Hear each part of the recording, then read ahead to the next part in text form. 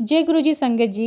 संगत जी मैंने कई दिन पहले एक सत्संग सुना था जिसमें जो भी वो संगत थे वो बता रहे थे कि टीएन सेशन साहब भी गुरु जी के दर्शन के लिए आते थे।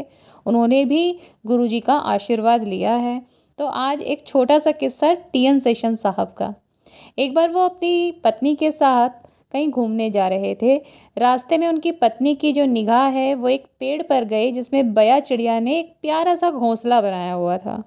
उन्होंने गाड़ी रुकवाई, बोला टीएन सेशन साहब से कि मुझे ये घोंसला चाहिए, आप उतरवा कर दो, बहुत ही प्यारा है।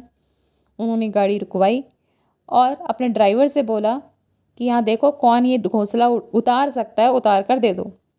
उसके बाद ड्राइवर ने इधर उधर देखा और वहाँ पर जो एक लोकल बच्चा था जो बकरियाँ चरा रहा था उससे बोला कि भाई ये घोंसला है, तोड़ कर दे दो, मैं तुम्हें 50 रुपये दूंगा। वो कहता है नहीं, मैं नहीं तोड़ूंगा। फिर वो वापस आता है, ड्राइवर कहता है वो तोड़ने को मना कर रहा है। टीएन सेशन साहब कहते हैं कि पैसे बढ़ा दो। फिर वो दोबारा जाता है, कहता है मैं 100 रुपये दूंगा। वो कहता है कि नहीं तोड़ूंगा। उसके बाद टीएन सेशन साहब खुद जाते हैं उस बच्चे के पास और पूछते हैं कि भाई तुम 1000 रुपये ले लेना लेकिन ये तोड़ दो। तो वो कहता है कि साहब मैं नहीं तोड़ूंगा। तो वो बोलते हैं कि तुम्हें इस बात के लिए सज़ा मिल सकती है, तुम्हें पता नहीं है मैं कौन हूँ। तो वो कहते हैं सर आपको जो करना है ना वो कर लीजिए, लेकिन ये घोंसला मैं आपको तोड़कर नहीं दूंगा। तो फिर वो अपनी गाड़ी में आकर बैठ जाते हैं।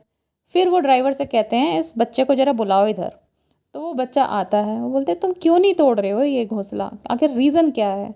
तब वो बोलता है कि इस घोंसले में बया चिड़िया ने 2 बच्चे दे रखे हैं। जब वो शाम को आएगी और उसे बच्चे नहीं मिलेंगे उसको कैसा लगेगा। वो बच्चा कहता है कि सर मैं सबके दर्द समझता हूँ। और उस दिन टीएन सेशन साहब ये बोलते हैं कि मैं इतने बड़े पद पर पहुँच गया और मेरे दिमाग में ये चीज़ क्यों नहीं आई। तो इसलिए संगत जी अच्छे संस्कार होना बेहद ज़रूरी है। जीव सेवा का भाव रखना बेहद ज़रूरी है। कल ऐसा नहीं होना चाहिए कि हम अपना शौक़ पूरा करने के लिए किसी भी जीव को नुकसान पहुंचाएं और वही हमारे बुरे कार्मिक अकाउंट में ऐड होते चले जाएं। तो संगत जी गुरु जी हमारा सही मार्गदर्शन करते हैं, इसीलिए ही उन्होंने हमारा हाथ थामा है। बस अपने कर्म सही रखिए, गुरु जी ना तो आपको कभी भटकने देंगे। और उन पर भरोसा रखिए, उनका सिमरन करते रहिए, जीव सेवा करिए। जितना भी भगवान ने आपको बख्शा है अगर उससे आप किसी के काम आ सकें तो पीछे बिल्कुल भी मत हटिएगा। जय गुरु जी, शुक्राना गुरु जी।